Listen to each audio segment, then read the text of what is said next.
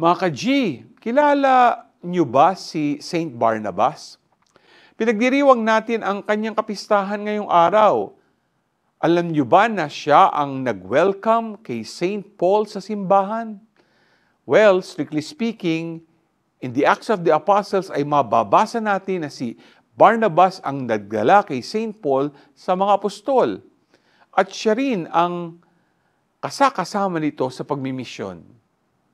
Kilala pa nga ang dalawang ito bilang apostles who minister to the Gentiles. Name is important sa isang tao at kung tatanungin niyo kung ano ang ibig sabihin ng pangalang Barnabas, ang ibig sabihin pala nito ay son of encouragement.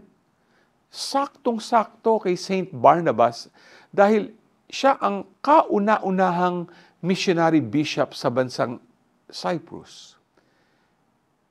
Pinapaalalahanan tayo ng kapistahan ni Saint Barnabas ng great encouragement na sa ating misyon, ipahayag ang kanyang salita.